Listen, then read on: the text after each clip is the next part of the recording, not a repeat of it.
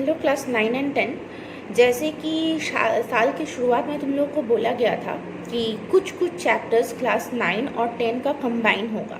तो because of this current scenario हम लोगों ने ज़्यादा चैप्टर कंबाइन करना पॉसिबल नहीं हुआ।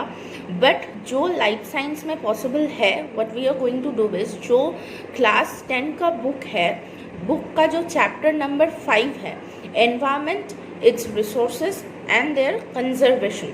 तो ये जो चैप्टर है, this is the most easiest chapter तुम लोग बोल सकते हो क्लास 10 का सिलेबस का। एंड ओवरऑल भी ये चैप्टर काफ़ी ईजी है। तो that is why I have decided कि ये जो चैप्टर है, चैप्टर नंबर 5, ये चैप्टर को हम लोग दोनों, मतलब क्लास 9 एंड क्लास 10 दोनों ये चैप्टर पढ़ोगे। ठीक है, तो आज यही वाला चैप्टर को मैं एक्सप्लेन करूँगी। तो क्योंकि ये रिकॉर्डेड वीडियो है तो तुम लोग कभी भी ये वीडियोस खोल के देख सकते हो। तो क्लास 9 के लिए स्पेसिफिकली ये है कि बिफोर स्टार्टिंग दिस चैप्टर जो तुम लोग को करना है कि ये वाला बुक को तुम लोगों को ख़रीदना है। तो ऑब्वियसली अभी ख़रीदना इज़ अ बिट टफ, अभी पॉसिबल नहीं है। पर अगर तो हो सके तो तुम लोग जो तुम लोग का सीनियर है उन लोगों से ये वाला जो चैप्टर है इसका ज़ेरॉक्स करा सकते हो। अगर तुम लोग के पास ऑलरेडी बुक्स अवेलेबल है then it's well and good. अगर किसी के पास नहीं है तो तुम सिर्फ ये वाला चैप्टर तुम लोग ज़ेरॉक्स करा सकते हो। ये ईयर के लिए क्लास 10 से यही वाला चैप्टर तुम लोगों को आएगा। सो ये थोड़ा अरेंज करा लेना, ठीक है। और बाकी जो जनरल डिस्क्रिप्शन जो मैं बोलती हूँ वो तो तुम लोग को पता है, एज यूजुअल ये एक्सप्लेन करूँगी मैं ये इस वीडियो में। और तुम लोगों को क्या करना है कि यही वाला चैप्टर का जो क्वेश्चन आंसर्स है, जो एक्सेट्रा है, उसको तुम लोगों को सॉल्व करना है। ठीक है, अपना कॉपी में तुम लोग को सॉल्व करना है। जहाँ पे डाउट्स होगा वहाँ पे अंडरलाइन करके या हाईलाइट करके रख सकते हो। जब स्कूल खुलेगा तो we will discuss it. Hopefully school जल्दी खुल जाएगा तो तब हम लोग नॉर्मली ये चैप्टर्स को डिस्कस कर सकते हैं। ठीक है। और हाँ, जो अपकमिंग एग्ज़ाम है जो तुम लोग का शायद सितंबर से होगा, एंड ऑफ सितंबर और समथिंग, तो उसमें भी ये चैप्टर 9 एंड 10 दोनों के लिए this chapter is there on your syllabus. Okay, तो लेट्स स्टार्ट। तो ये वाला चैप्टर में फर्स्ट इंट्रोडक्शन क्या है, एनवायरनमेंट को लेके ये वाला चैप्टर है। तो हम लोग देखेंगे कि एनवायरनमेंट क्या है, एनवायरनमेंट के अंदर में क्या क्या कॉम्पोनेंट्स प्रेजेंट है, that is the resources of the environment, और वो रिसोर्स यूज़फुल क्यों है, और उसको हम लोग को किस तरह से कंजर्व करना चाहिए, किस तरह से बचाना चाहिए। तो फर्स्ट इंट्रोडक्शन में हम लोग पढ़ेंगे page number 111। Page number 111। Environment is the sum total of physical and biotic condition influencing the responses of the organism. An ecosystem is a community of living organisms, plants, animals, and microbes in conjunction with the non-living component of their environment like air, water, mineral, soil interacting as a system. तो environment क्या है, is the sum total physical and biotic component, मतलब जितना non living और living component है इसका जो sum total है वो है एनवायरनमेंट। और इकोसिस्टम क्या है, इट्स द कम्युनिटी, मतलब कम्युनिटी वाइज हम लोग किस तरह से एक दूसरे के साथ मिलजुल के रहते हैं। मिलजुल के रहना मतलब शांति बजाय रखना नहीं, मिलजुल के रहना मतलब किस तरह से दोनों नॉन लिविंग और लिविंग कंपोनेंट एक दूसरे को हेल्प करता है to sustain in this earth. ठीक है, तो जैसे कि बायोटिक कंपोनेंट इंपॉर्टेंट है। बायोटिक मतलब जो लिविंग कंपोनेंट्स है, जैसे कि plant, animals and micro organisms. और नॉन लिविंग कंपोनेंट क्या क्या है, जैसे कि लाइट, वाटर, सॉइल, ये सब कुछ है नॉन लिविंग कंपोनेंट। ठीक है,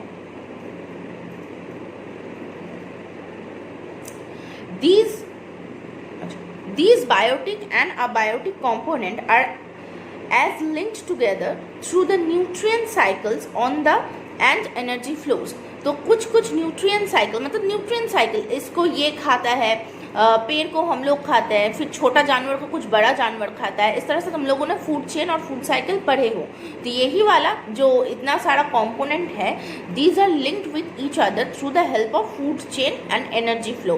तो फूड चेन जब तुम लोग पढ़े हो तो तुम लोग एनर्जी फ्लो भी पढ़े हो कि इसमें से एनर्जी 10% उसमें जाता है, फिर नेक्स्ट लेवल में पास ऑन होता है। तो इस तरह से ये कम्युनिटी वाइज ये डिपेंडेंट है। तो नेक्स्ट हम लोग ये चैप्टर में आगे बढ़ेंगे। नेक्स्ट है नाइट्रोजन साइकिल। अच्छा, तो देखते हैं कि नाइट्रोजन, पहला बात तो नाइट्रोजन इंपॉर्टेंट क्यों है, फिर तो जानेंगे कि नाइट्रोजन साइकिल क्यों ज़रूरी है या कैसे होता है, ये होता है। तो नाइट्रोजन ना प्लांट ग्रोथ के लिए सबसे इम्पॉर्टेंट कंपोनेंट नाइट्रोजन होता है। NPK, ये तीनों कंपोनेंट इम्पॉर्टेंट होता है प्लांट ग्रोथ के लिए। NPK मतलब nitrogen, phosphorus and potassium, NPK। तो नाइट्रोजन जो है वो मैक्सिमम अमाउंट में चाहिए होता है प्लांट को इन ऑर्डर टू ग्रो। अब प्रॉब्लम ये है कि एटमॉस्फेयर में तो बहुत नाइट्रोजन है, ठीक है, मतलब हम लोग का जो एयर है, एटमॉस्फेयर है, उसमें अराउंड 71% या 72% नाइट्रोजन है। पर प्रॉब्लम ये है कि ये जो फ्री नाइट्रोजन है, प्लांट ये फ्री नाइट्रोजन को यूटिलाइज नहीं कर पाता है। प्लांट N2 जो हालत में होता है वो हालत में नाइट्रोजन को यूज़ नहीं कर पाता है। तो प्लांट को नाइट्रोजन को बॉडी में अब्जॉर्व करने के लिए nitrogen needs to be converted into nitrite and nitrates. NO3 में नाइट्रोजन को कन्वर्ट करना पड़ता है ताकि प्लांट्स वो नाइट्रोजन को अपना शरीर में अब्जॉर्व कर पाए। क्या फ्री नाइट्रोजन से नाइट्रेट में कन्वर्ट करना ज़रूरी है ताकि वो प्लांट नाइट्रोजन को ले पाए। अब प्लांट ग्रोथ किस लिए ज़रूरी है ये मुझे नया करके बताने की लिए ज़रूरत नहीं है ना। तो देखते हैं कि नाइट्रोजन साइकिल क्या है। पहला जो है वो है डेफिनेशन। तो the cyclical process by which organism take nitrogen from nature and from the organism is released to the nature again maintains its equilibrium is called nitrogen cycle। मतलब एटमॉस्फेयर से हम लोग नाइट्रोजन लेते हैं, मतलब नाइट्रोजन को convert करते हैं, फिर ये ही जो अब सॉइल में सारा नाइट्रोजन कन्वर्ट कर लिया और एटमॉस्फेयर में थोड़ा भी नाइट्रोजन नहीं रहा, so this is not the way.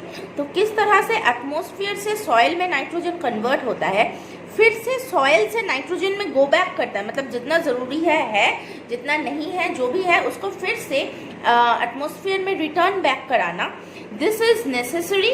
So this मतलब इक्विलिब्रियम मेंटेन करने के लिए समान हो, सब कुछ सेम अमाउंट में हो, एक इक्विलिब्रियम बैलेंस्ड हो। ये बैलेंस को मेंटेन करने के लिए नाइट्रोजन एटमॉस्फेयर से नाइट्रेट में कन्वर्ट होता है, फिर नाइट्रेट से फिर से एटमॉस्फेरिक नाइट्रोजन में कन्वर्ट हो जाता है। तो ये जो पूरा प्रोसेस है, पूरा जो कन्वर्शन प्रोसेस है, इसको हम लोग नाइट्रोजन फिक्सेशन बोलते हैं, ठीक है। अब हम लोग देखेंगे कि ये नाइट्रोजन फिक्सेशन किस तरह से होता है। 4 स्टेप्स होता है ये नाइट्रोजन साइकिल का। तो ये नाइट्रोजन साइकिल का 4 स्टेप्स हम लोग देखेंगे कि क्या क्या स्टेप्स है। टर्न द पेज नंबर 112 में है। तो पहला जो नाइट्रोजन साइकिल का जो पहला स्टेप है वो है नाइट्रोजन फिक्सेशन। 4 स्टेप्स है जो मैंने बोला। एक है, पहला है नाइट्रोजन फिक्सेशन, फिर है एमोनिफिकेशन, उसके बाद है नाइट्रिफिकेशन और चौथा है denitrification. Repeat, nitrogen fixation, ammonification, nitrification, denitrification. Fine. अब पहला स्टेप जो कि सबसे बड़ा वाला स्टेप है, पहला वाला, तो जो पहला स्टेप है हम लोग देखेंगे वो है nitrogen fixation. So what is this nitrogen fixation? यही मेन स्टेप है। एटमॉस्फेयर का जो फ्री नाइट्रोजन है वो आके सॉइल में अमोनिया होगा, मतलब जो N2 है एटमॉस्फेयर का वो that gets converted to NH4, मतलब फ्री नाइट्रोजन अमोनिया में कन्वर्ट होगा और फिर नाइट्रेट में कन्वर्ट होगा। फ्री नाइट्रोजन नाइट्रेट में जो कन्वर्ट होता है ये स्टेप है एमोनिफिकेशन। अगेन फ्री नाइट्रोजन जो नाइट्रेट में कन्वर्ट होता है, बीच में अमोनिया भी फॉर्म होता है, ये जो स्टेप है इसको हम लोग बोलेंगे नाइट्रोजन फिक्सेशन। ये नाइट्रोजन फिक्सेशन बेसिकली 2 तरीके से होता है। एक है एटमॉस्फेरिक नाइट्रोजन फिक्सेशन, दूसरा है बायोलॉजिकल नाइट्रोजन फिक्सेशन। तो एटमॉस्फेरिक नाइट्रोजन फिक्सेशन किस तरह से होता है? जब फ्लश और लाइटनिंग होता है, मतलब जब आंधी आता है, जो बादल गरजता है, जब फ्लश एंड लाइटनिंग होता है तब क्या होता है, जो एटमॉस्फेयर का नाइट्रोजन है वो एटमॉस्फेयर का ही जो ऑक्सीजन है इसके साथ मिलके नाइट्रिक ऑक्साइड देता है, ठीक है। नाइट्रोजन ऑक्सीजन के साथ मिलके जब फ्लश और लाइटनिंग होता है तो नाइट्रोजन ऑक्सीजन के साथ मिलके NO नाइट्रिक ऑक्साइड तैयार करता है।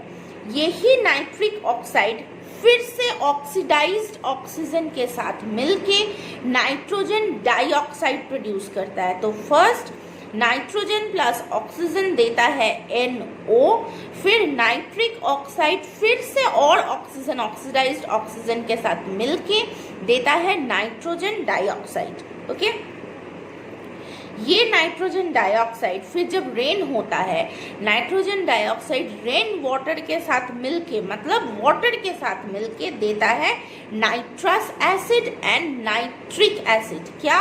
Nitrous and nitrate HNO2 HNO3, ये दो एसिड फॉर्म होता है।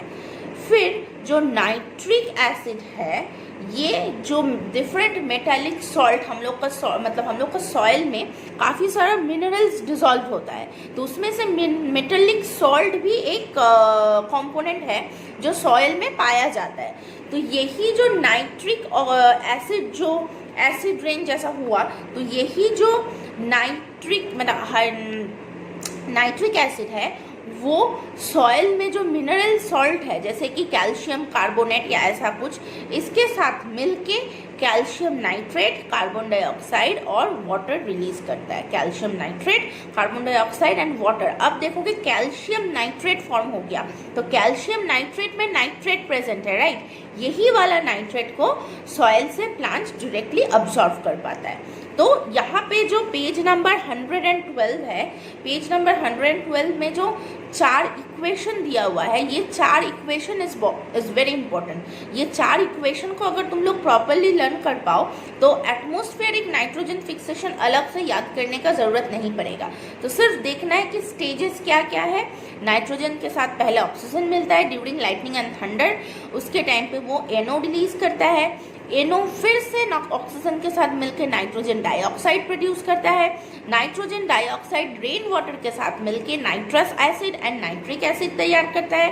फिर नाइट्रिक एसिड सॉइल में जो मिनरल प्रेजेंट है दैट इज कैल्शियम कार्बोनेट, ये दोनों मिलके कैल्शियम नाइट्रेट और H2O और CO2 रिलीज करता है। क्लियर?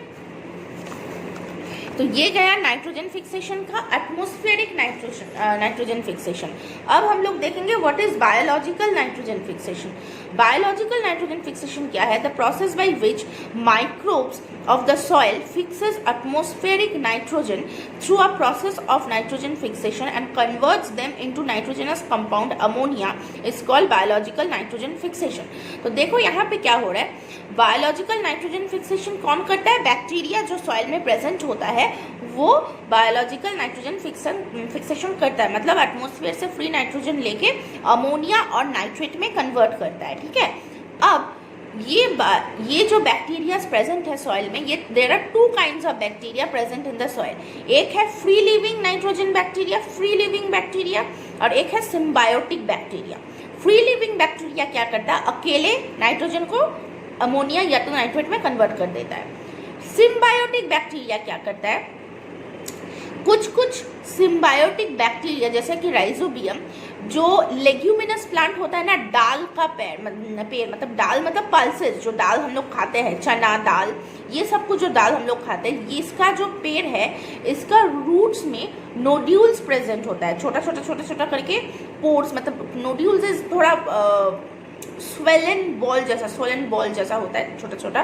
तो वो नोड्यूल्स में ना ये राइजोबियम बैक्टीरिया प्रेजेंट होता है। तो ये बैक्टीरिया जो सिम्बायोटिक बैक्टीरिया जो प्रेजेंट होता है पेड़ में, वो बैक्टीरिया क्या करता है? नाइट्रोजन को एटमॉस्फेयर से फिक्स करता है। तो there are 2 kind of bacteria. एक बैक्टीरिया है जो फ्रीली सॉइल में रहता है, कोई पेड़ में नहीं रहता है, फ्रीली रहता है, वो बैक्टीरिया भी नाइट्रोजन को फिक्स कर पाता है। और कुछ बैक्टीरिया है जो प्लांट के नोड्यूल्स में रहता है, वो बैक्टीरिया भी नाइट्रोजन को फिक्स करता है। Clear? Next is industrial nitrogen fixation. This is very artificial. Industrial nitrogen fixation through the Haber's process is a deliberate attempt of human to produce ammonia. मतलब इंडस्ट्री में हम लोग अमोनिया किस तरह से बनाते हैं? सेम एटमॉस्फेयर से नाइट्रोजन को कैच करके हम लोग, मतलब कैच हाथ से तो कोई नहीं करता, there are machines and various chemical reactions and process जिसके द्वारा एटमॉस्फेयर को जो नाइट्रोजन है वो अमोनिया में कन्वर्ट होता है। तो नेक्स्ट जो स्टेप हम लोग नेक्स्ट स्टेप में जाएंगे, नाइट्रोजन फिक्सेशन के बाद जो नेक्स्ट स्टेप है वो है अमोनिफिकेशन।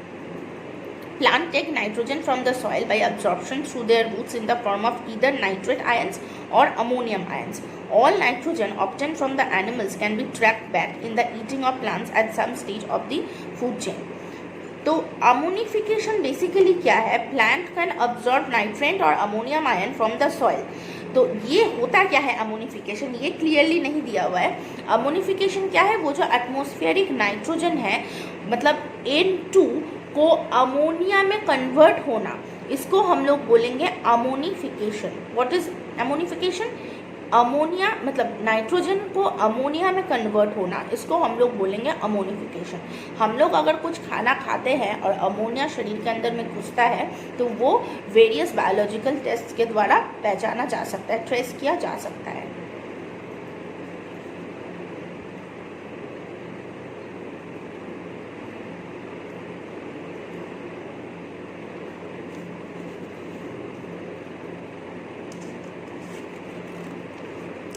कुछ अमोनिफाइंग बैक्टीरिया है, उसका नाम जान लेना, जैसे कि राइजोबियम और कुछ अमोनिफिकेशन वाला बैक्टीरिया है जिसका नाम तुम लोग को जानना है। Next is nitrification. पहला स्टेप गया नाइट्रोजन फिक्सेशन, दूसरा स्टेप हुआ अमोनिफिकेशन, तीसरा स्टेप होगा नाइट्रिफिकेशन। नाइट्रिफिकेशन क्या है? अमोनिया से नाइट्रेट में कन्वर्ट होना। पहले N2 से अमोनिया में कन्वर्ट हो गया अमोनिफिकेशन में, फिर यही वाला अमोनिया पहले नाइट्राइट में कन्वर्ट होता है, NO2 पहले नाइट्राइट में कन्वर्ट होता है और फिर नाइट्राइट नाइट्रेट में कन्वर्ट होता है। ये जो 2 स्टेप प्रोसेस है इसको हम लोग बोलेंगे नाइट्रिफिकेशन। N2 पहले अमोनिया में कन्वर्ट हो गया, वो गया अमोनिफिकेशन, फिर अमोनिया नाइट्राइट में कन्वर्ट होता है NO3, फिर नाइट्राइट नाइट्रेट में कन्वर्ट होता है NO3। तो ये जो 2 स्टेप्स प्रोसेस है, 2 स्टेप्स कन्वर्शन है, इसको हम लोग बोलेंगे नाइट्रिफिकेशन। नाइट्रीफाइंग बैक्टीरिया जो है उसका एग्जाम्पल भी जानना है, जैसे कि नाइट्रोजोमोनस, नाइट्रोकॉकस, नाइट्रोसोकॉकस, नाइट्रोस्पाइडा, ये है नाइट्रीफाइंग बैक्टीरिया का एग्जाम्पल। नेक्स्ट जो लास्ट स्टेप है वो है डीनाइट्रिफिकेशन। नाम से ही पता चल रहा है कि जो नाइट्रेट कन्वर्ट हो गया, अब बैलेंस को तो बजाय रखना है ना। एटमॉस्फेयर से सारा नाइट्रोजन अगर नाइट्रेट में कन्वर्ट होने लगा तो फिर एटमॉस्फेयर का नाइट्रोजन का क्या होगा? इसीलिए यही जो सॉइल का नाइट्रेट है, जो नॉन रिक्वायर्ड नाइट्रेट है, ये फिर से क्या करता है, जो डीनाइट्रीफाइंग बैक्टीरिया है जैसे कि बैसिलस, फिर थायोबैसिलस डीनाइट्रिफिकेंस, ये जो बैक्टीरियाज है ये क्या करता है, यही जो नाइट्रेट है इसको वापस एटमॉस्फेरिक नाइट्रोजन में कन्वर्ट कर देता है। तो that is what is called denitrification. अब देखेंगे कि ये जो इतना कष्ट करके नाइट्रोजन साइकिल हो रहा है, ये नाइट्रोजन साइकिल का सिग्निफिकेंस क्या है, इम्पोर्टेंस क्या है। तो पहला, in nature the balance component of nitrogen is maintain through nitrogen cycle. तो ये जो नाइट्रोजन का रिक्वायरमेंट है एटमॉस्फेयर में भी और प्लांट में भी, एनिमल्स में भी, तो ये जो बैलेंस है, ये बैलेंस को कैरी आउट करता है nitrogen cycle. Next, the nitrogen is taking place for the new cell formation in living body which comes through the nitrogen cycle at great length of time.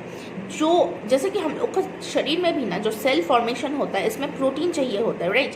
Protein का building blocks क्या है? Amino acid. Amino acid का component क्या है? Nitrogen.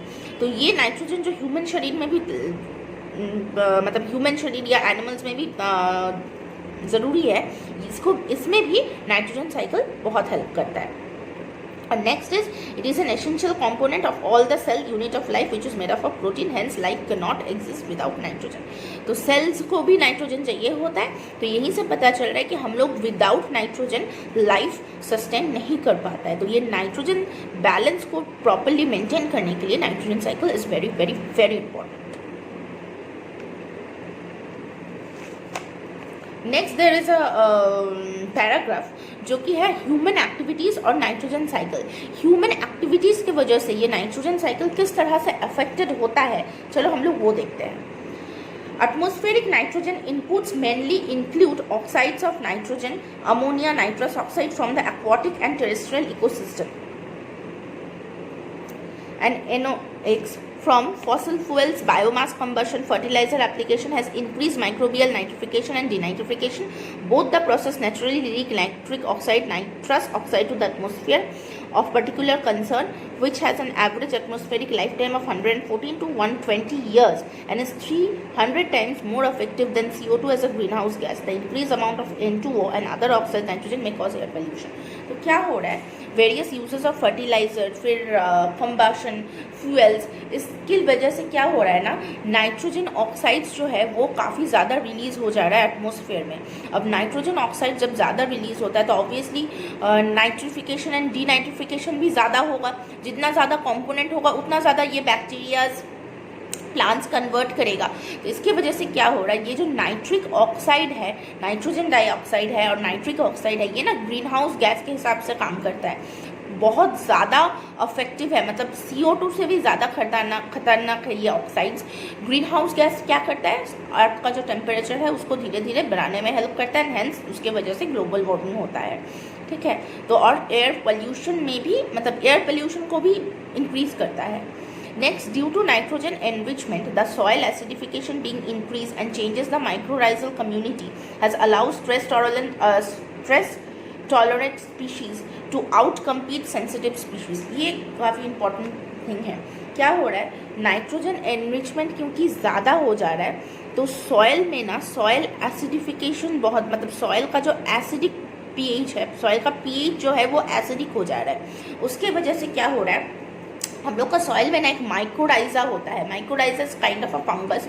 जो soil का एक smell होता है ना भीगा भीगा सा, वो बेसिकली ये माइक्रोडाइजा की वजह से ही होता है. तो ये जो माइक्रोडाइजा कम्युनिटी है फंगस का, ये क्या हो रहा है ना, मर जा रहा है. ठीक है, और उसके वजह से क्या हो रहा है, जो स्पीशीज़ बहुत ज़्यादा स्ट्रॉन्ग है वो ज़िंदा रह जा रहा है, पर जो सेंसिटिव स्पीशीज़ है वो धीरे धीरे मर जा रहा है. तो इसके वजह से जो सॉइल का अल्टीमेट बैलेंस है वो खराब हो जा रहा है. उसके बाद increase soil acidification invading grassland replace लो लैंड हेल्थ. तो ऑब्वियसली जो ये एसिडिक अगर सॉइल है तो इसमें अगर घास एक्सेट्रा जो उग रहा है, ये घास एक्सेट्रा ही तो एनिमल्स भी खा रहा है, राइट, काउज, डोंकीज. तो ये वहाँ पे भी उन लोगों का भी हेल्थ को बैडली इम्पैक्ट कर रहा है. फिर एक्वाटिक इकोसिस्टम में भी अगर नाइट्रोजन ज़्यादा हो जाए तो एक्वाटिक फ्लोरा और फौना, मतलब एक्वाटिक प्लांट और एनिमल्स में भी प्रॉब्लम होता है. In lake acidification, the negative effects of increased acidity on a native fish species occur. Lakes में अगर एसिडिफिकेशन ज़्यादा हो रहा है तो अगर कोई मछली का स्पीशीज़ है जो काफ़ी सेंसिटिव है, पुराना स्पीशीज़ है, वाइल्ड स्पीशीज़ है, वो धीरे धीरे मर जा रहा है, और जितना रेजिस्टेंट जेनेटिकली मॉडिफाइड स्पीशीज़ है वही रह जा रहा है. ठीक है, next we will move on to environmental pollution. This is very very easy. इसमें मतलब तुम लोग कहानी के जैसा बना के लिख सकते हो, उसमें मतलब ज़्यादा बोलने लायक कुछ तो है नहीं. अच्छा, पहला तो बात ये जानना है कि पोल्यूशन क्या है. कुछ भी अनवांटेड चीज़ें जो कि मतलब हार्मफुल होता है, जो कोई भी अनवांटेड चीज़ which is harmful to nature is called pollution. ठीक है, मतलब अनडिज़ायरेबल जो चेंजेस आ रहा है उसको हम लोग पोल्यूशन बोलते हैं, और जो चीज़ पोल्यूशन कॉज करता है उसको हम लोग पोल्यूटेंट बोलते हैं.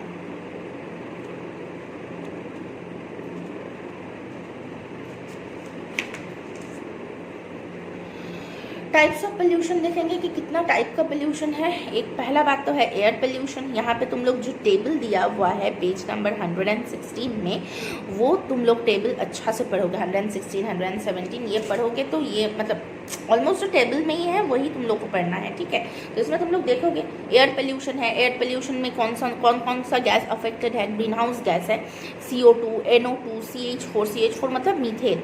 फिर CFCs, तो मीथेन जो है वो फ्यूल्स में प्रेजेंट होता है. CFC क्लोरोफ्लोरोकार्बन, वो फ्रीज में जो गैस होता है ना, वो फ्रीज का जो गैस है दैट इज क्लोरोफ्लोरोकार्बन. तो ये सब कुछ ना these are all green house gas जो कि अर्थ जो एटमॉस्फेयर है, जो एयर है, इसको पोल्यूट करता है, और जिसके वजह से ग्रीन हाउस इफेक्ट की वजह से धीरे धीरे क्या होता है, ग्रीन हाउस गैस की वजह से अर्थ का जो टेम्परेचर है वो बढ़ने लगता है। मतलब क्या होता है, हीट जो है वो बाहर नहीं निकल पाता है। These gas act as an insulating layer, एक इंसुलेटिंग लेयर के हिसाब से काम करता है, और अर्थ में जो हीट घुस चुका है वो हीट को रिलीज नहीं होने देता है।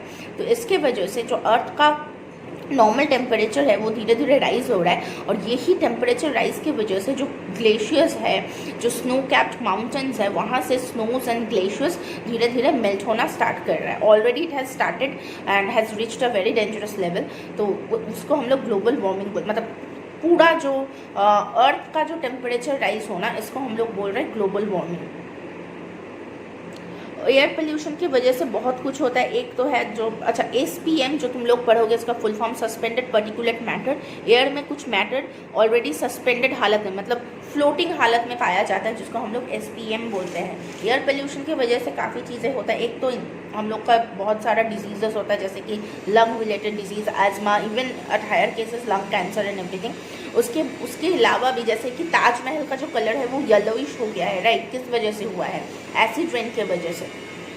जितना ज़्यादा nitric oxide, sulphur dioxide air में होगा, वो पानी के साथ मिलके सल्फ्यूरिक एसिड और नाइट्रिक एसिड ड्रेन करेगा।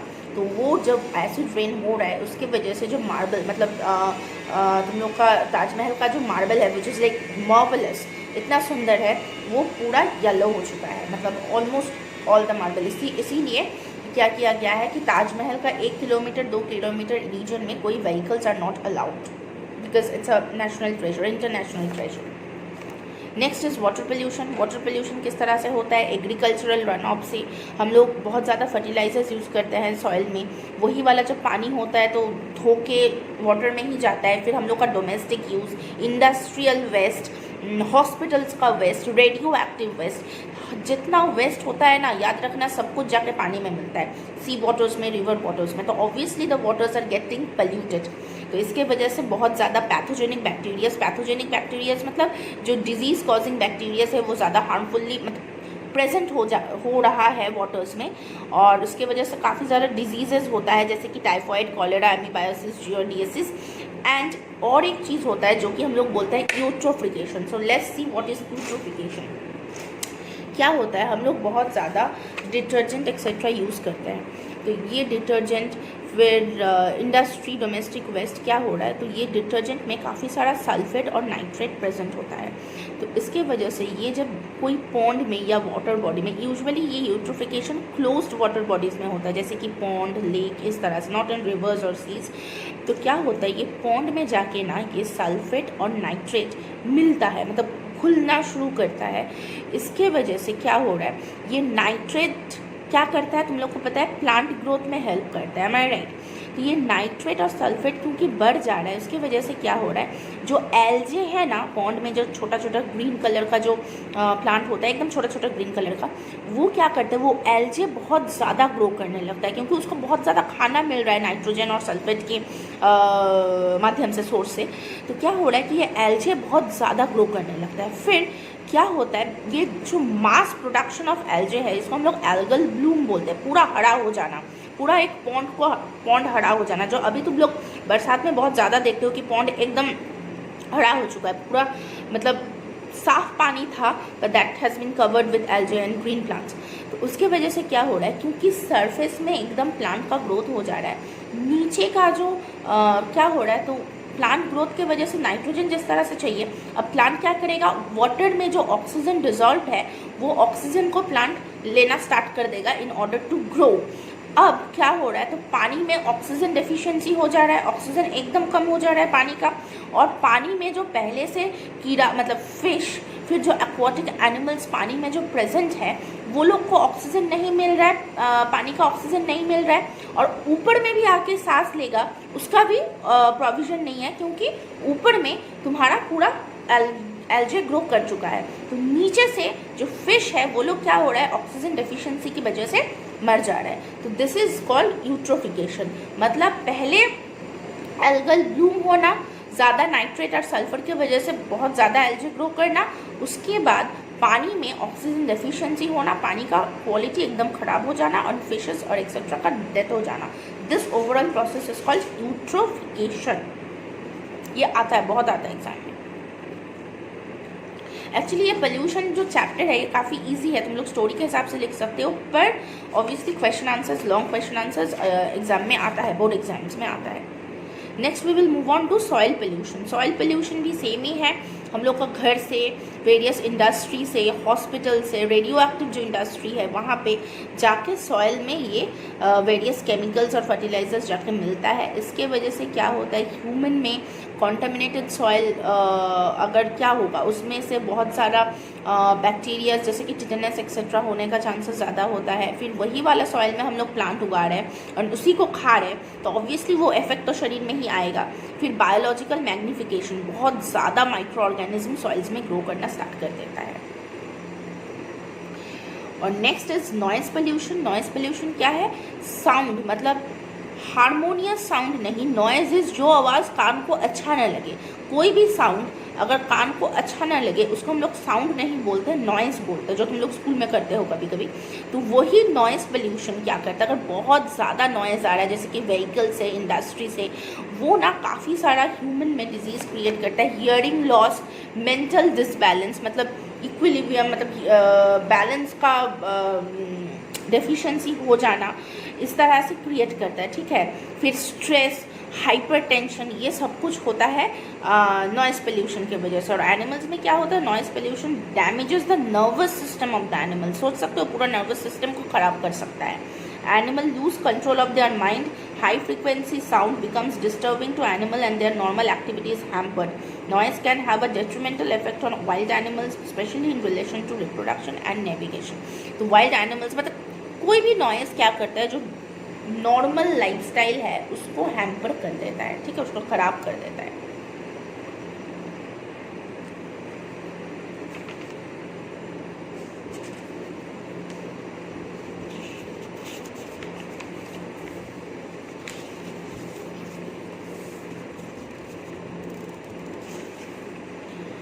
नेक्स्ट, अच्छा, पहला कंटिन्यू तो मैं करूँगी because this is a one time video, पर तुम लोग जो करोगे एक बार में ही सारा समझने की कोशिश मत करना। आई हैव ऑलरेडी कंप्लीटेड 2 सब पार्ट्स। मैं कोशिश करूँगी कि सारा चैप्टर में ये वीडियो में कंप्लीट करूँ, बट तुम लोग एक बार में समझने की कोशिश मत करना। 1 या 2 सब पार्ट्स हो जाने के बाद pause the video, leave it, वो पहले समझो, वो पहले पढ़ो, फिर अगेन रीस्टार्ट द वीडियो। मतलब वीडियो काफ़ी लंबा होने वाला है, पर इसका मतलब ये नहीं है कि तुम लोग एक बार में सारा लोगे। Take 1 at a time. तो नेक्स्ट हम लोग 5C में मूव ऑन कर रहे हैं, which is environment and human population. So human population मतलब number of population, number of people present in a particular area at a particular time interval, ठीक है। तो एक जगह में एक टाइम में कितना इंसान प्रेजेंट है उसको हम लोग पॉपुलेशन बोलते हैं। तो मुझे बोलने का ज़रूरत नहीं है, अर्थ का पॉपुलेशन तो बहुत ज़्यादा है, एंड इंडिया का तो छोड़ो ही दो, बहुत ज़्यादा पॉपुलेशन है, इंडियन पॉपुलेशन है ना। तो ये पॉपुलेशन के ज़्यादा होने से क्या क्या प्रॉब्लम अराइज करता है, यही हम लोग देखेंगे ये सेगमेंट में। Problems, over exploitation and depletion of natural resources.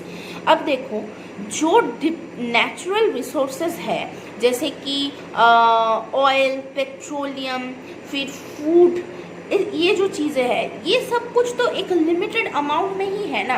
Population ज़्यादा हो गया है, इसका मतलब ये नहीं कि अर्थ का ऑयल या फिर फॉसिल फ्यूल्स, पेट्रोलियम, ये सब कुछ बढ़ जाएगा। This is not possible. Gold, silver कुछ नहीं बढ़ने वाला है, जो है वो फिक्स्ड अमाउंट है, पर हम लोग दिन ब दिन बढ़ते जा रहे हैं। तो इसके वजह से क्या हो रहा है, जो नेचुरल रिसोर्सेज है जैसे कि प्लांट, वुड, ये सब कुछ हम लोग ज़्यादा यूज़ करना चाह रहे हैं, मतलब ज़्यादा रिक्वायरमेंट आ जा रहा है। तो इसके वजह से जो नेचुरल रिसोर्सेज है वो बहुत जल्दी ख़त्म हो रहा है। तो हम लोग का जो नेक्स्ट जनरेशन होगा उन लोगों के लिए कितना क्या कुछ बचेगा, we definitely have no idea about it.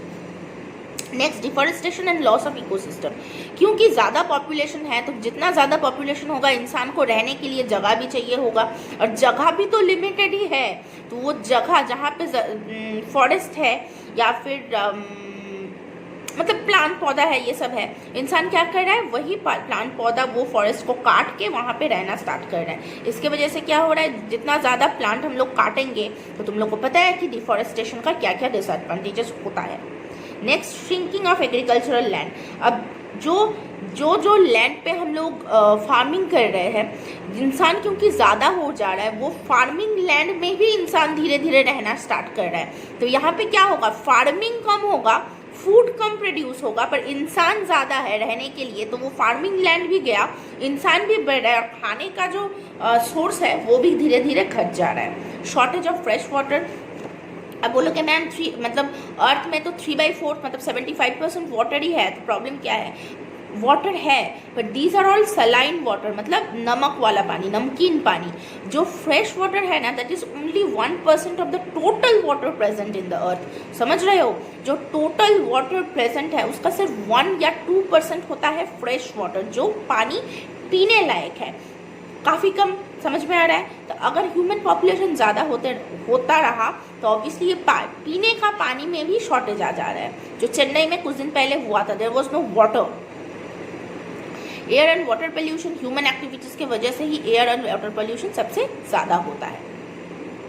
Change in atmosphere condition and global warming, जितना ज़्यादा ह्यूमंस होगा उतना ज़्यादा व्हीकल्स होगा, उतना ज़्यादा व्हीकल से ग्रीन हाउस गैस रिलीज होगा, that will result into global warming. Destruction of wasteland and its consequences, wetland जितना है, जैसे कि सुंदरबन एरियाज में वेटलैंड्स है, जो भीगा भीगा सा लैंड होता है, वहाँ पे भी डिस्ट्रक्शन हो रहा है, ह्यूमन एक्टिविटीज़ ज़्यादा हो रहा है, और उसके लिए कॉन्सिक्वेंसेस क्या है, वेटलैंड अगर कॉन्सिक्वेंसेस मतलब वेटलैंड अगर कम होता रहा, वहाँ पे बहुत ज़्यादा एनिमल्स, बहुत किस्म का बायोडाइवर्सिटी प्रेजेंट होता है जो कि नष्ट हो जा रहा है। Scarcity of food, obviously agricultural land अगर कम हो गया, फूड तो लिमिटेड ही है ना, तो अगर जितना ज़्यादा इंसान होगा इसका मतलब ये नहीं कि उतना ज़्यादा खाना होगा, खाना इज़ लिमिटेड, तो ऑब्वियसली धीरे धीरे खाने का भी घटती शुरू हो जा रहा है। Environment and human health, environment के ऊपर डिपेंड करके, पहला बात ना हम लोग को ये जानना चाहिए, हम लोग सोचते हैं कि इंसान ही सबसे बड़ा है, पेड़ पौधा हम लोग चाहेंगे तो रखेंगे, नहीं चाहेंगे तो काट देंगे, घर बनाना है, एक रूम एक्स्ट्रा बनाना है तो यहाँ पे जो पेड़ है इसको काट देते हैं। These are things which we generally do. हम लोग सोचते हैं इंसान से ज़्यादा बड़ा कुछ होता ही नहीं है, पर नेचर से बड़ा कुछ नहीं होता है। We human being are very very insignificant when it comes to nature. Nature के सामने ना बहुत कुछ छोटा है, तो अगर हम लोग नेचर के साथ खेलना चाहेंगे तो वो इम्पैक्ट हम लोग के ऊपर ही आएगा। कुछ एग्जाम्पल तो अभी तुम लोग फेस कर ही रहे हो ये कोविड-19 में। तो अगर हम लोग नेचर के साथ खेलते हैं, अगर हम लोग नॉर्मल वाइल्ड लाइफ के साथ खेलते हैं, ज़्यादा एक्सपेरिमेंट्स करना स्टार्ट करते हैं, तो यही हाल होता है। अभी देखो एक छोटा सा वायरस है, पर ये मतलब एवरीबडी इज़ गेटिंग अफेक्टेड है ना, मतलब हम लोग का पूरा लाइफस्टाइल ही बदल गया है। तो यही होता है नेचर में भी। अगर हम लोग नेचर के साथ कुछ करना चाहेंगे तो जो इम्पैक्ट आता है, जो कंसिक्वेंस होता है, दैट इज़ वेरी हैजर्डस। तो एनवायरमेंटल इश्यूज के लिए लंग डिजीज होता है। लंग डिजीज में क्या है, एस्मा है, ब्रोंकाइटिस है, कैंसर है। तो लंग डिजीज है, लंग डिजीज एस्मा क्या होता है, जो सांस लेने में प्रॉब्लम होता है, जब एनवायरमेंट में बहुत ज़्यादा पोल्यूशन होता है, एयर पोल्यूशन होता है, इसके वजह से ना चेस्ट टाइट हो जाता है, छींक आता है, ब्रीदिंग प्रॉब्लम्स होता है, कफ होता है। ये क्या होता है, हम लोग का जो नोज का जो एयरवेज है उसमें क्या करता है, बहुत ज़्यादा म्यूकस प्रोड्यूस करता है, लाल जैसा चीज़ प्रोड्यूस करता है, जिसके वजह से जो एयरवेज है वो पतला हो जाता है। इसीलिए सांस लेने में बहुत ज़्यादा प्रेशर लेने का ज़रूरत होता है, जिसको हम लोग एज्मा बोलते हैं। ठीक है। उसके बाद है ब्रोंकाइटिस। ब्रोंकाइटिस क्या होता है, bronchitis is an inflammation in the bronchus. Lungs के अंदर में फाइन नेटवर्क्स है जिसको हम लोग ब्रोंकस बोलते हैं। वो ब्रोंकस अगर फुल जाए तो उसको ब्रोंकाइटिस बोला जाता है। ब्रोंकाइटिस अगर होता है तो इंसान को खांसी बहुत ज़्यादा होता है। ब्रोंकाइटिस दो किस्म का होता है, एक है क्रॉनिक ब्रोंकाइटिस, एक है इरिटेटिव ब्रोंकाइटिस। क्रॉनिक ब्रोंकाइटिस जो कि वो स्मोकिंग एक्सेट्रा करने की वजह से एकदम लाइफ लॉन्ग तक क्रॉनिक ब्रोंकाइटिस मतलब होता है, 1 हफ्ता, 1 साल, 2 साल तक भी हो सकता है। और इरिटेटिव ब्रोंकाइटिस इज टेम्पोररी, कुछ देर के लिए हुआ है जो ठीक हो जाएगा। Next is cancer. Cancer is a fatal disease in human which is developed due to abnormal proliferation of cell. Cancer होता क्या है, अगर सेल ग्रोथ में कोई लिमिटेशन ना हो। एक जगह में अगर बहुत सेल ग्रो करने लगे, अनलिमिटेड सेल ग्रोथ हो, तो वो जगह फुल के एक ट्यूमर बन जाता है। और ये ट्यूमर अगर बढ़ते जाए, दिस इज कॉल्ड मैलिग्नेंट, मतलब कैंसरस, जो पूरा बॉडी में स्प्रेड हो जाएगा। तो क्या करेगा, सारा ऑर्गन को इम्पैक्ट करेगा, सारा ऑर्गन फेलियर हो जाएगा। इसीलिए कैंसर इज फेटल। कैंसर का अभी तक मतलब क्योर नहीं है, ट्रीटमेंट्स है अभी, क्योंकि बहुत ज़्यादा साइंस टेक्नोलॉजी आगे बढ़ चुका है। तो अगर पहले स्टेज में पता चल जाए तो person can get treated, cure भी हो सकता है at a certain stage. But अगर अनकंट्रोल्ड है तो कुछ नहीं हो सकता है, ठीक है। तो ट्यूमर जो मैं बोल रही थी, ट्यूमर दो टाइप का होता है, एक है बिनाइन ट्यूमर, एक है मैलिग्नेंट ट्यूमर। मैलिग्नेंट ट्यूमर मतलब कैंसरस, जो कि बढ़ते रहता है, तो जो फेटल है, मतलब डेथ हो जाता है। और एक है बिनाइन ट्यूमर, जो कि बढ़ता नहीं है, छोटा सा हुआ है, उसको काट के फेंक दो, या फिर नहीं भी, जैसे कि हम लोग को कुछ मोल्स होता है ना, ऐसे जिसको हम लोग टील बोलते हैं, जो ब्लैक कलर का, that is also a kind of tumour. But डरने का बात नहीं है, दैट इज बिनाइन ट्यूमर, जो कि कुछ हार्म नहीं करता। इट्स देयर, कोई प्रॉब्लम नहीं है। और यही जो ट्यूमर में जो मैलिग्नेंसी होता है, जो मैं बोल रही थी कैंसर वाला, ये मैलिग्नेंसी जो स्प्रेड होता है, इसको हम लोग बोलते हैं मेटास्टैटिस। तो ये जो जितना तुम लोग का टर्म्स है, नया टर्म्स है, ये तुम लोग को याद रखना ज़रूरी है। कैंसर किस वजह से होता है, यहाँ पे रीडिंग पर लेना, chewing tobacco, oral cancer, tobacco, smoking, etcetera. Cancer ना किसके लिए होता है किसी को पता नहीं है। देयर आर वेरियस रीजन, मतलब देयर आर पीपल जिसने कभी भी स्मोक या ड्रिंक नहीं किया है, पर that person can be getting cancer. और जो करता है उसमें भी रिस्क बहुत ज़्यादा होता है, पर we don't know what actually causes cancer. But कुछ एस्टिमेटेड चीज़ें हैं जो हम लोग को पता है कि हाँ, शायद इससे कैंसर हो सकता है, रिस्क ज़्यादा होता है। यहाँ पे एक टेबल है, टेबल येलो कलर का, पेज नंबर 124 में यहाँ पे कुछ पोल्यूटेंट्स का नाम दिया हुआ है, उसका सोर्स दिया हुआ है, और उसमें से क्या क्या कैंसर होता है, वो कैंसर मतलब वो नाम भी दिया हुआ है। ये टेबल भी तुम लोग को पढ़ना है।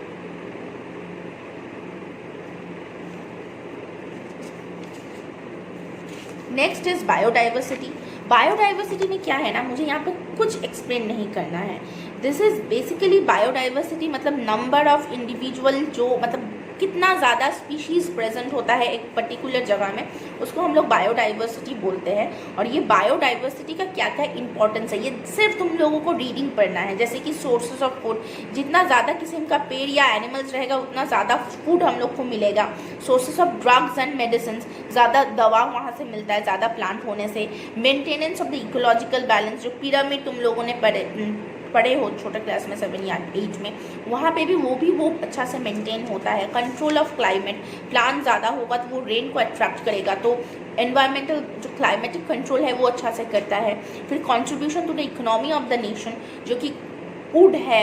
फिर कॉस्टली कुछ प्लांट्स है, ये इकोनॉमिकली बहुत बेनिफिटेड प्लांट्स हैं, जो कि नेशन की इकोनॉमी में मतलब पैसा में कितना नेशन कितना बड़ा होगा। सिर्फ प्लांट पौधा नहीं, पेट्रोलियम ले लो, ऑयल्स ले लो, क्रूड ऑयल्स ले लो, फिर गोल्ड सिल्वर, मतलब कुछ भी ले लो, इससे हम लोग एक्सपोर्ट कर सकते हैं। इंपोर्ट अगर करोगे, इंपोर्ट मतलब खरीदना पड़ेगा, पर अगर हम लोग नहीं खरीद के इसको जितना बेच सकते हैं तो उतना ही फ़ायदा है। तो जिसके पास जितना ज़्यादा रिसोर्स होगा वो कंट्री उतना ज़्यादा अमीर होगा। Influence on art and culture, जितना ज़्यादा बायोडाइवर्सिटी, जैसे कि देखना अगर पुरी में जाओगे या कहीं पे भी जाओगे, हम लोग एनिमल से बहुत आर्ट का इन्फ्लुएंस लेते हैं। जैसे कि हाथी का मतलब हाथी का स्ट्रक्चर्स होता है, फिर पीकॉक का स्ट्रक्चर्स, मतलब जो पुराना टेम्पल है, जो बड़ा बड़ा टेम्पल है, देखना वहाँ पे बहुत सारा जानवर का ही स्कल्पचर किया हुआ होता है। डिज़ाइन जो होता है, हम लोग जो ज्वेलरी भी पहनते हैं, देखना जो डिज़ाइन मोर का एक पंख जैसा, मतलब जो एनिमल्स और प्लांट्स है कुछ पत्ता वाला डिज़ाइन। सो यही वाला जगह से हम लोग क्या करते हैं कि नेचर में हम लोग जो चीज़ें देखते हैं वही वाले चीज़ों को हम लोग आर्ट में कन्वर्ट करते हैं। तो जितना ज़्यादा चीज़ होगा नेचर में, उतना ज़्यादा हम लोग आर्ट में उसको कन्वर्ट करते हैं। बायोडाइवर्सिटी हॉटस्पॉट्स मतलब जहाँ पे बहुत ज़्यादा किस्म का प्लांट्स एंड एनिमल्स प्रेजेंट है।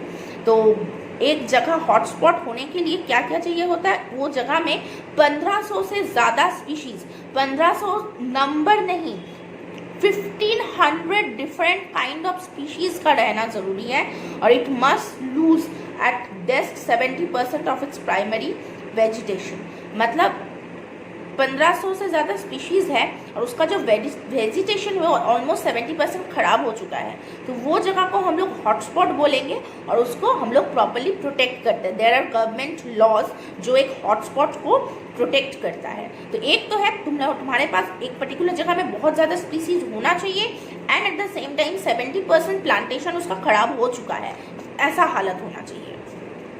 इंडिया में 4 हॉटस्पॉट है, ईस्टर्न हिमालय, वेस्टर्न घाट, श्रीलंका, इंडो बर्मा, सुंदरलैंड।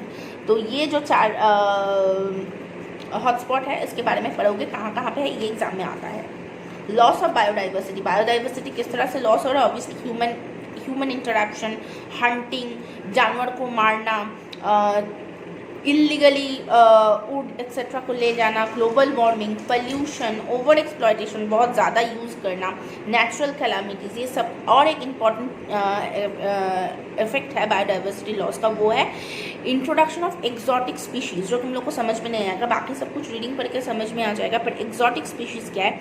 हम लोग ना लैब में बहुत नया नया किस्म का चीज़ें ग्रो करते हैं। जैसे कि देखना, एक अभी जो टमाटर मिलता है वो काफ़ी सख्त होता है, थोड़ा ओवल शेप का होता है। पहले बचपन में हम लोग जो टमाटो खाते थे, पता नहीं तुम लोग देखे भी हो, अभी होगा कहीं कहीं पे तो होता है कि टोमेटो जो होता है एकदम सर्कल होता है, एकदम राउंड होता है, थोड़ा सॉफ्ट होता है। Those are the wild variety. और जो टोमेटोज़ अभी एक्जॉटिक टोमेटोज़ है, जो बायोलॉजिकली मॉडिफाइड टोमेटोज़ है, जेनेटिकली मॉडिफाइड, वो थोड़ा ओवल शेप का हार्ड होता है। अब क्या होने लगा, हम लोग क्या सोचते हैं कि नरम वाला टोमेटो खरीदेंगे, एक दिन खरीदेंगे, 2-3 दिन में ख़राब हो जाएगा, इससे अच्छा हम लोग वो हार्ड वाला ही खरीद के लाते हैं। इसके वजह से क्या हो रहा है, ये जो एक्जॉटिक स्पीशीज़ है ये काफ़ी स्ट्रॉन्ग स्पीशीज़ होता है। ये क्या करता है, जो वाइल्ड स्पीशीज़ होता है इसको ना ग्रोथ में हैम्परिंग करता है। अब देखो, जो स्ट्रॉन्ग होगा वही तो ग्रो करेगा। जैसे कि सर्वाइवल ऑफ द फिटेस्ट जो तुम लोगों ने पढ़े हो डार्विन में, तो जो चीज़ ज़्यादा स्ट्रॉन्ग होगा वही तो ग्रो करेगा। तो एक्सोटिक स्पीशीज़ जो हम लोग जेनेटिकली मॉडिफाई करके बना रहे हैं, डेफिनेटली दोज आर स्ट्रॉन्गर, तो इसके वजह से वो ग्रो कर जा रहा है, और जो नेटिव और वाइल्ड स्पीशीज़ है वो धीरे धीरे ख़त्म हो रहा है। नेक्स्ट इज सुंदरबन का क्या क्या एनवायरमेंटल प्रॉब्लम है, ये तुम लोग पढ़ोगे कि किस तरह से फ्रेश वाटर कम हो जा रहा है, मैंग्रोव्स किस तरह से काटा जा रहा है, हैबिटेट, पोल्यूशन, सब कुछ रीडिंग पढ़ना है। Next is conservation of biodiversity. इसमें 2 टाइप का बायोडाइवर्सिटी को हम लोग कंजर्व कर सकते हैं। एक है एक्सीटू कंजर्वेशन, दूसरा है एनसीटू कंजर्वेशन। एक्सीटू कंजर्वेशन मतलब, पहले हम लोग इनसिटू कंजर्वेशन पढ़ते हैं, उसके बाद एक्सिटू कंजर्वेशन करेंगे। इनसिटू कंजर्वेशन मतलब जो जानवर जहाँ पे है वहीं पे उसको हम लोग प्रोटेक्ट कर रहे हैं। मतलब अगर ईस्टर्न हिमालयस में बहुत सारा जानवर और प्लांट्स हैं, वही जगह को हम लोग प्रोटेक्ट करके नेशनल पार्क, फिर सेंचुरीज, हॉटस्पॉट, इस तरह हम लोग बना रहे हैं। ठीक है, रिजर्व, फॉरेस्ट, बायोस्फीयर रिजर्व, मतलब जहाँ पे है वहीं पे हम लोग उसको प्रोटेक्ट कर रहे हैं। इसको हम लोग बोलेंगे इन सीटू कंजर्वेशन। यहाँ पे कितना टाइप का इन सीटू कंजर्वेशन है वो तुम लोग पढ़ोगे। नेशनल पार्क, सेंचुरी, इसका क्या क्या कैरेक्टरिस्टिक है कि नेशनल पार्क होने से क्या मतलब, क्या क्या कैरेक्टरिस्टिक होने से वो जगह नेशनल पार्क है, क्या क्या कैरेक्टरिस्टिक्स होने से वो जगह सेंचुरी है। फिर एग्जाम्पल में पढ़ोगे कि कहाँ कहाँ पे ये है, ये बहुत इंपॉर्टेंट है। Next is reserve, forest, biosphere reserve, मतलब इसका सारा कैरेक्टर्स और एग्जाम्पल्स हम लोग को पढ़ना है। नेक्स्ट इज एक्सीटू कंजर्वेशन, मतलब हम लोग एनिमल्स को चुन चुन के लाके एक आर्टिफिशियल एनवायरनमेंट क्रिएट करते हैं उसको रखने के लिए, जैसे कि जूलॉजिकल गार्डन और zoological botanical garden. Zoological garden जो है तुम लोग का, ये अलीपुर में जो जू है वो है जूलॉजिकल गार्डन। बाहर का एनिमल्स लाके वहाँ पे उसको कंजर्व किया जा रहा है, प्रोटेक्ट किया जा रहा है। तुम लोग जू में जाकर कोई एनिमल को टॉर्चर या मार नहीं सकते। ऐसा ही है बोटानिकल गार्डन। बोटानिकल मतलब प्लांट्स, बहुत बहुत जगह का एक्सोटिक प्लांट्स को लाके एक पर्टिकुलर जगह में लगा के वहाँ पे कंजर्व करना, this is what is called botanical garden. गया। उसके बाद है क्रायो प्रिजर्वेशन। क्रायो प्रिजर्वेशन मतलब कुछ कुछ एनिमल्स का सेल्स या प्लांट का सेल्स हम लोग ठंडा लिक्विड नाइट्रोजन में स्टोर करके रखते हैं, फिर बाद में उसको यूज़ करके स्टेम सेल्स बनाते हैं या फिर प्लांट्स को रीग्रोथ करते हैं, this is called cryo preservation. ठंडा में लिक्विड नाइट्रोजन -196 डिग्री सेल्सियस। फिर है रोल ऑफ जेएफएम। जेएफएम क्या है? Joint forest management. इसका क्या क्या रोल है ये उतना नहीं आता है, फिर भी एक बार रीडिंग दे देना तो फाइन।